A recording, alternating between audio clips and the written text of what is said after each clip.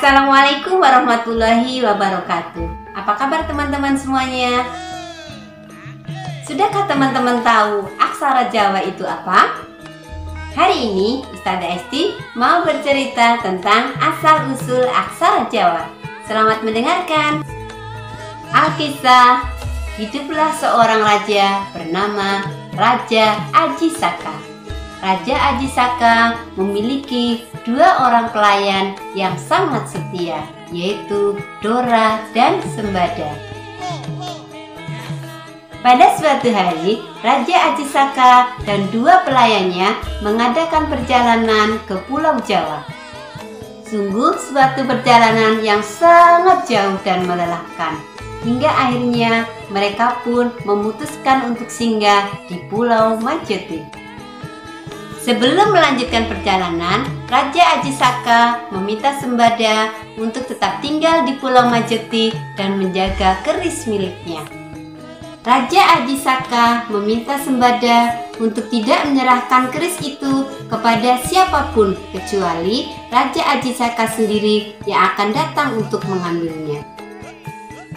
Sembada pun mematuhi perintah Raja Ajisaka dan tinggal di Pulau Majethi.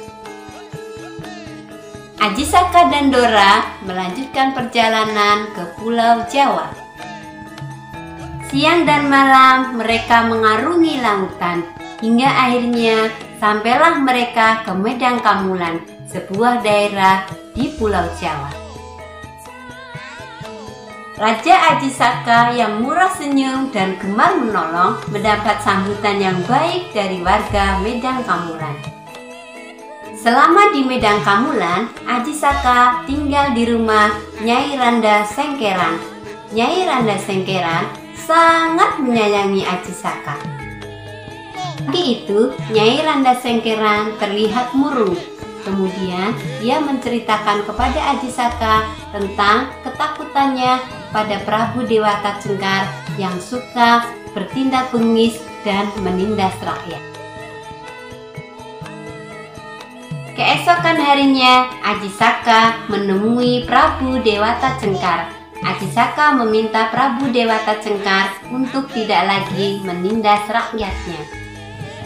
Sebagai gantinya, Ajisaka akan menyerahkan dirinya pada Prabu Dewata Cengkar dengan satu syarat, yaitu Prabu Dewata Cengkar akan memberikan tanah kepada Ajisaka sepanjang kain yang dibawa oleh Ajisaka, dengan syarat Dewata Cengkar sendiri yang akan mengukurnya.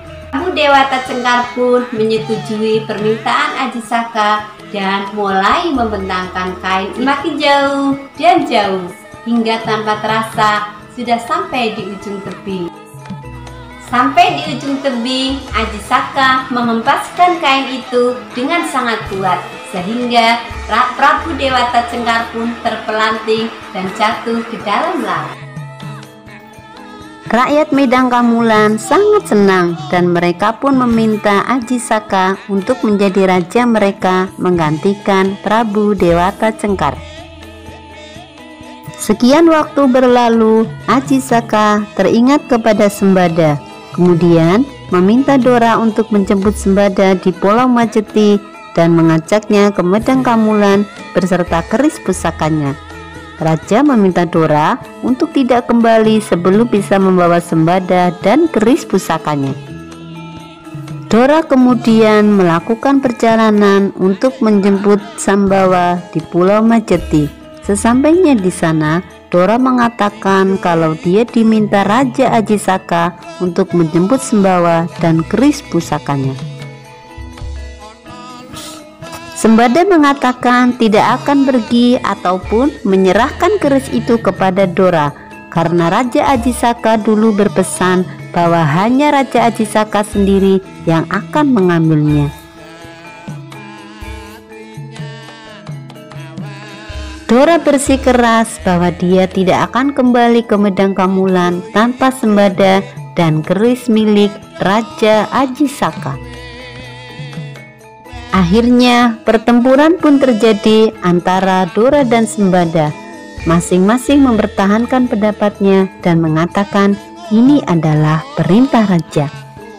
Karena kekuatan mereka seimbang, akhirnya Dora dan Sembada pun mati bersama. Di medan Kamulan, Raja Ajisaka menunggu-nunggu kepulangan pelayannya, tetapi tidak juga sampai. Akhirnya Raja Ajisaka memutuskan untuk menjemput Dora dan Sembada di Pulau Majeti. Raja Ajisaka sangat sedih ketika melihat dan mengetahui bahwa Dora dan Sembada sudah wafat. Dia pun merasa menyesal karena kesalahannya dalam memberikan perintah sehingga pelayannya yang setia akhirnya wafat. Raja Ajisaka membuat puisi dengan bahasa yang tidak lazim digunakan pada saat itu. Huruf-huruf itu ditulis dengan sangat aneh dan akhirnya terkenal dengan sebutan aksara Jawa sampai sekarang. Huruf-huruf itu berbunyi Hana Caraka yang berarti ada utusan, Data Sawala yang berarti saling bertengkar, Pada Jayanya yang berarti sama kuatnya, Magabatanga yang berarti berakhir dengan kematian. Hikmah dari kisah ini adalah seorang pemimpin harus selalu ingat akan janji dan ucapan yang pernah dia lakukan jika tidak ingin orang lain yang menjadi korban. Oke teman-teman, itu adalah asal-usul aksara Jawa. Sampai sini dulu kisah dari Ustazah Esti. Sampai jumpa lagi di kisah selanjutnya. Wassalamualaikum warahmatullahi wabarakatuh.